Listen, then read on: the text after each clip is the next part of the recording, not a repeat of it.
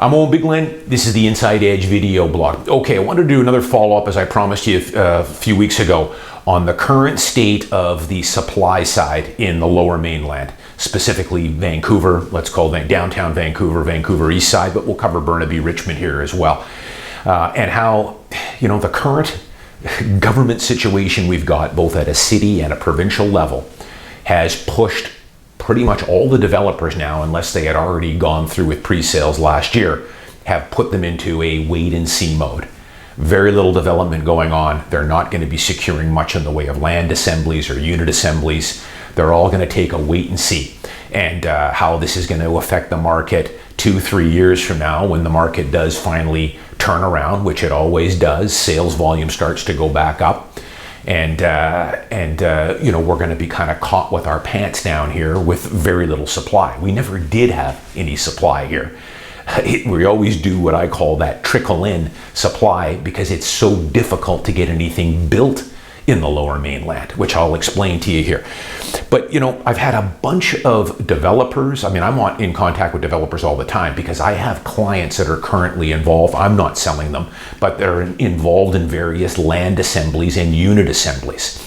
So I'll give you just kind of a few stories here from a bunch of different people. It'll get a little unwielding, but bear with me here, because I've got a lot of things and a lot of angles here I wanted to try and cover. So this one's not going to be as smooth as I usually like to go, I don't think, but let's go for it here. Few things. I have currently 2 clients of mine that are involved in land assemblies in the Grandview area. And on one of them, I'll give you an example here. Grandview, so this is near Broadway and Nanaimo. This, with the Grandview development plan over the last year, the city has rezoned this for multifamily. And they started with something like about a 2.8 FSR, or floor space ratio, which might be a 2-floor condo, 3-floor. They recently bumped it up late last year to a 3.2 FSR. And this is zoned C2. I won't bore you with all the details. C2 meaning that you're allowed to have retail on the bottom and then 3 or 4-story condo above. So I had some clients that were involved in a land assembly here. They've had it on the market for about 6 months now. They've had 3 broken offers from 3 different developers so far. And what keeps happening is that they are allowed, let's call it a 3.2 FSR. But after the developer gets an accepted offer from the 8 houses, let's say, that are involved in this particular assembly, once they get the blueprints and the designs to build a 3 or 4-story condo with retail at the bottom, they realize that they can't get that 3.2 FSR. And the reason for that is because the city of Vancouver throws in every restriction you can imagine. They have to have a certain number of 2 and 3 bedrooms. If it was up to the developer, they would pretty much build all 1 bedrooms, because that's what's in demand right now, and throw in some 2 beds. But of course, the city wants them to build a certain number of 3 bedrooms, which they don't make any money on, and 2 bedrooms. And what that does is it does not allow them to maximize that FSR. Instead of getting 3.2, they can maybe get 2.6, and that's after 6 revisions. Now, the other thing that's happening, of course, is these developers, they have long closing times on these things, 6 months in some cases. They've got to do soil samples. And this particular one that I'm talking about here has already been zoned, so they don't have to go through the approval process, which is a huge advantage. This can take years on some of these assemblies because they're not zoned right now, and they have to go through the process, which will take years, only in Vancouver.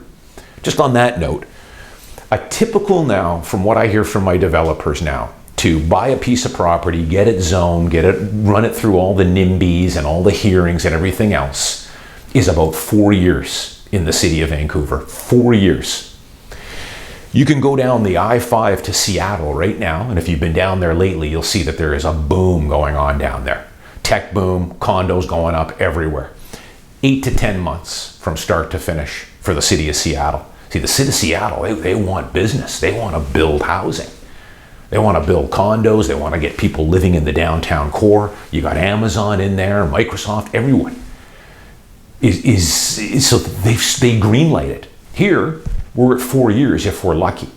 And that's why I blogged about it many times before. The city and the province, but the city of Vancouver here, speaks with forked tongue.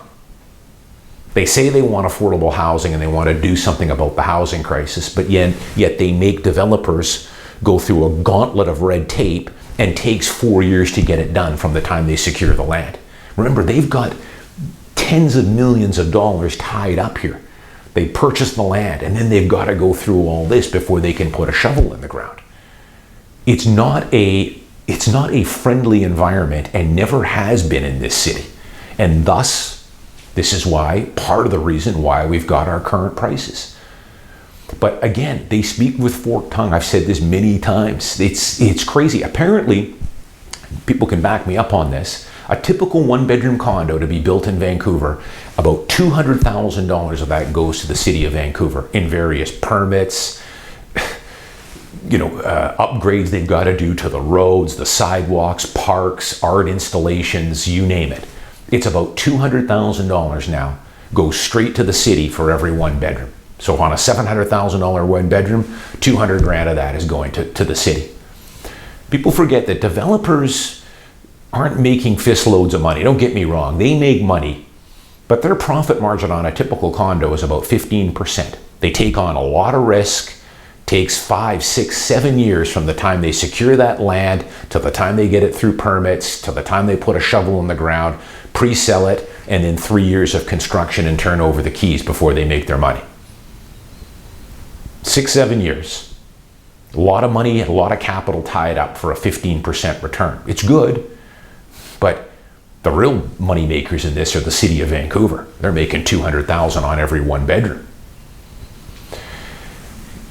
But most of these, back to my land assembly, they can't make the numbers work with the city of Vancouver. And the other thing, of course, is with all the uncertainty now, they've had 3 broken deals. The developers are getting cold feet, and I don't blame them. I don't blame them in this market. You got the city tinkering around as well with the Tenancy Act, and that spooks investors who are buying a lot of these one-bedroom units. It's crazy. So the stuff downtown, as I said many times before, is all going to be luxury. So that's not going to move the needle on affordability at all. Most of those projects, like the ones in the West End, I know of at least 10 towers that have been all approved in the West End for years now. You can walk by the lots, you'll see the development permits and the renderings of the tower, but they're not doing anything on these things.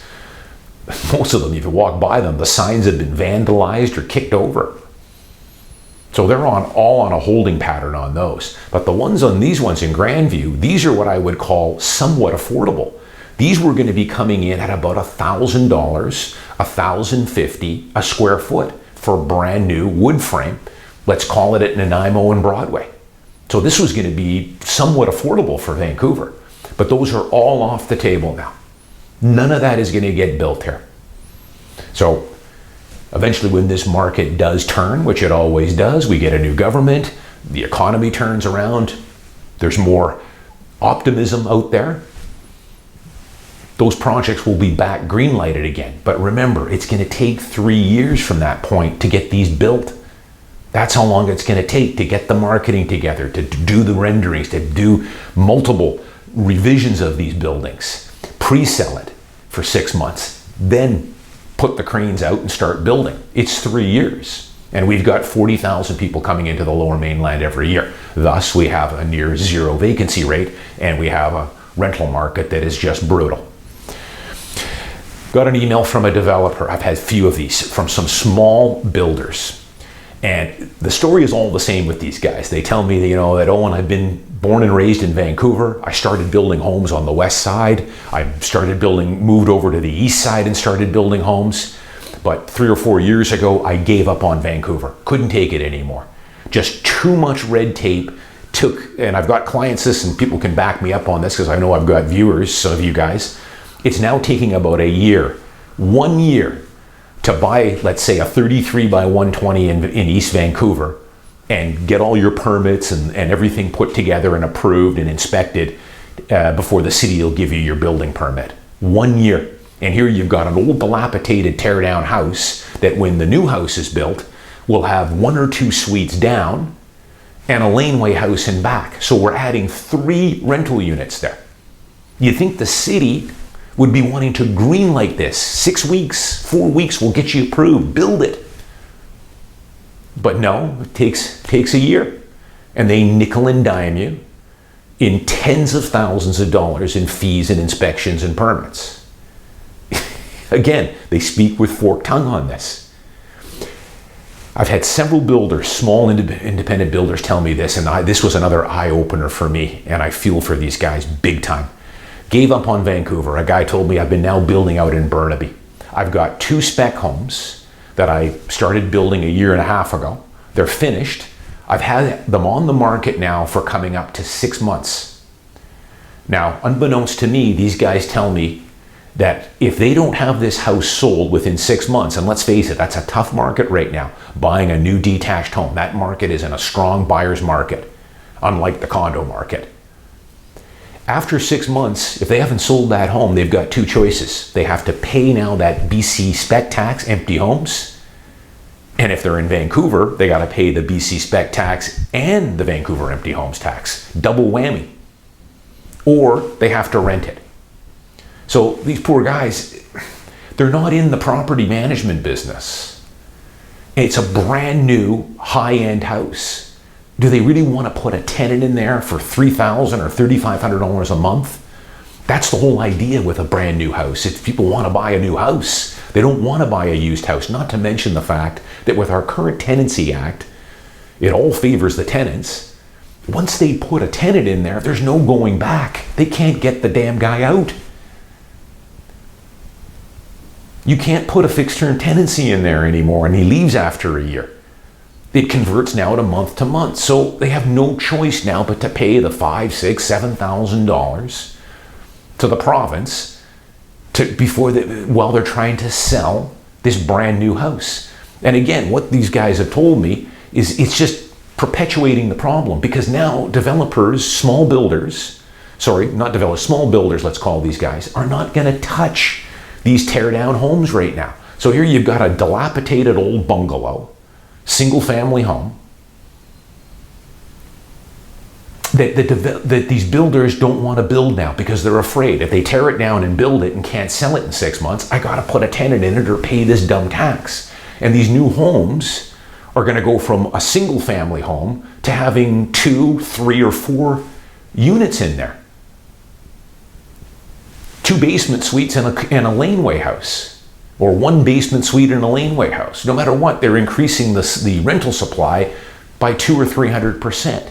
But they're on the sidelines now. It's crazy. So this is what I've been saying for a while here, that these taxes are not targeting the right people here. The big money is going out the back door with the principal residence exemption, buying homes with money that wasn't earned in Canada, people not declaring their taxes on assignments, on the capital gain. But we're going after the people that are doing it right. And that's the point I'm trying to make to people here about these taxes here. People are misconstruing what I'm saying here. You know, they think that it's doing something. Please show me where this is doing something. It's not doing anything to supply, because the results are in on the Vancouver empty homes tax. It hasn't done anything on supply, at least not anything that's what considered affordable. It's going to be what I've talked about here, these mansions on the west side, where you got 7 or 8 people turning it into a frat house. Or let's call it a 4,000 square foot house in Burnaby for $4,000 a month. Or in West Richmond for $4,500 a month. Or it's luxury condos downtown that were being used as second or third homes for people. They're worth 2.5 or 3 million. They're going to rent these things for $6,000, $7,000 a month. Not affordable. It hasn't done anything for what's going to move the needle, which would be 1 bedrooms, and there never was very many empty 1 bedrooms that weren't being used at least 6 months out of the year. And the other thing is, of course, it hasn't brought in any money. 15, 20, even let's exaggerate and say it brought in $50 million this year. It's not moving the needle. $50 million isn't doing anything when you consider that the overall Vancouver market is in the hundreds of billions. My office alone, I've told people, just to put it in perspective, does over $1 billion a year in sales. Just my office, 1 billion. And you're bringing in 20 or 30 million on the Vancouver empty homes tax. Final thing I'll throw out here, because I want to get it too unwielding here. The last thing I'll just say here, which I got a good chuckle of, and if you haven't followed me on Twitter, please do, because I'm posting some stuff here that's just outrageous. But the latest thing now, we've got a councilwoman, Jean Swanson is her name. Nice old lady, it looks like to me, but very inexperienced. This is what happens when you kind of vote some of these people in. She doesn't have a clue about anything about economics, what it costs to build real estate, the risk that developers take on to build these. Not a clue. She's now come out. Now, just to keep it too unwielding here, as people know, there has been almost zero rental stock built, purposely built rental homes in the city of Vancouver for the last 2 or 3 decades. The last boom we had was in the 60s in the West End. The reason for that is because developers, as I've said all along, are not interested at all in building rental buildings. Why would they? It takes too long to make their money. They want to buy a lot, build a tower, pre-sell it, sell the units and give the keys over in 2 or 3 years, make their money and move on to the next project. They don't want to build a rental building for 20 or 30 or 40 or 50 million dollars sunk into it and then take 20 or 30 years to make their money back, especially when you got a government like we've got that wants to restrict what you can charge for rent, how much you can increase your rent, which is, I've done the blogs on that before, capping it at 2.5%, when we all know, as a landlord myself, I can tell you that my rents and my expenses to hold my properties is going up 3 or 4 times that amount. So they do not want to build rental properties. However, what happened was with Gregor Robertson and the previous city government, they started throwing out all kinds of incentives to developers, what they called this Rental 100 program, where they gave these developers like Boza and Ani some incentives. You build us a rental building, we will cut your red tape, we will cut all the exorbitant fees we're going to charge you, we'll give you more density on some of your other projects. If you please, we'll build us some rental stock. So finally they said, okay, we'll build some rental stock. However, here's the costs. We don't really want to do it, but you give us these other incentives, and this is going to be what these are going to need to rent at. They're going to need to be close to market rent, which is going to be $2,000 a month for a 1-bedroom, $3,000 for a 2-bedroom. So at least they started building some purposely built rental buildings. Now we have this Mrs. Swanson, who is completely clueless. She really is. Sorry, she seems like a nice lady, and I know she means well. I do. I understand. I'm not a heartless realtor. Trust me on this. I'm not. I understand people's frustrations, and I'm the first one that's been saying we need to get more supply. But you can only do it within reason. A developer's not going to build something and lose 50% on every unit. That's not how it's going to work. She's come in now and wants to put a stop to this Rental 100 program. She wants those units that these developers, first off, she wants to get rid of all the incentives that they're giving these developers to build these. And she wants the rental units, if you can believe this. Are you ready? She wants those 1-bedrooms to rent for around $800 to $1,000 a month. So this got some very good laughs from the development community. I tweeted a few comments here. Mrs. Swanson wants developers that are willing to take on a whole bunch of risk, spend $50 or $60 million of their own money, build a rental building, and then take a loss every month on the rent. So it's not how the world works, unfortunately. So we'll see what goes on with that, but I can tell you that there is no more rental stock being built right now, folks. Nothing is going to be green lighted. The developers are not going to go anywhere near this situation with this current Mrs. Swanson and Vancouver City Hall. The good news is they did build some buildings, and there's a few that are coming online here later this summer, but they are going to be at market rent. $2,000 a month for a 1-bedroom, $3,200 for a 2-bedroom. That's market rent. It's expensive, but that's what it costs to build these things. So don't be surprised if they shoot themselves in the foot here. This is, again, what I've called that coil spring effect, what these taxes are doing. They're actually hurting people. I think a lot of people want to believe and cheer on these things thinking that they're going to make a difference. And I'm just trying to give you the straight truth on this. And I would love to hear people's comments. Am I missing the boat with this?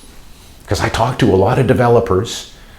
I'm talking to people every day in my job, and I think they're doing more harm than good with a lot of this stuff. We need to be green lighting supply.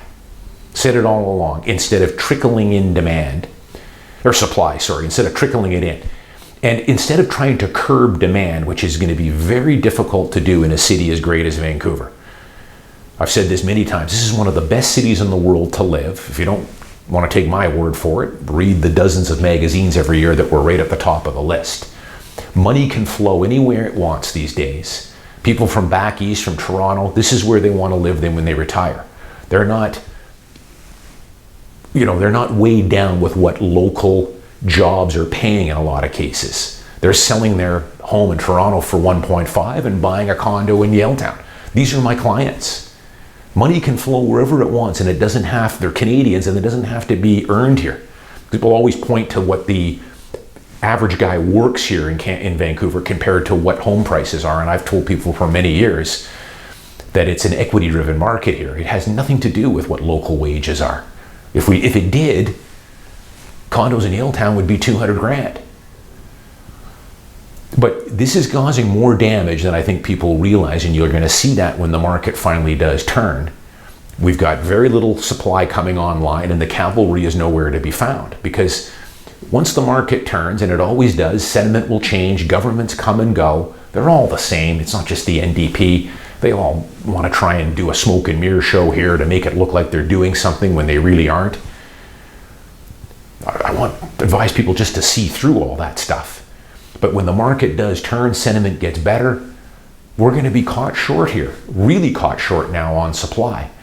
Forget downtown, because that's all luxury. But even these areas out in East Vancouver and Burnaby and Richmond, those now have stopped. Finally, I had a guy ask me, and I get this all the time about people living in older stratas in Richmond and Burnaby and New Westminster and East Vancouver. Had people say, should I hold out for maybe a unit assembly? I'm in a 65-year-old wood frame. My answer to that is yes, hold out if you can, because it's not going to happen right now though. There are no unit assemblies going on, and a lot of them now are just getting pulled from the market. They're not selling.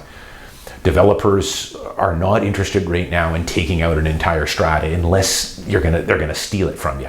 My advice there would be, don't even bother putting it on the market right now. Just wait for the next cycle, wait for some more optimism to finally come around. Right now, all the developers are on the sidelines, and that's the result of these current tax situation we've got. It'll change, but for now, those are some examples of kind of what's going on with the supply side, and it's not good. Never was good here for supply, and this is just going to make it worse here for the next couple of years, and I want people to, try and realize that, because I've seen this before. I'm Owen Bigland. As always, I'll see you next week.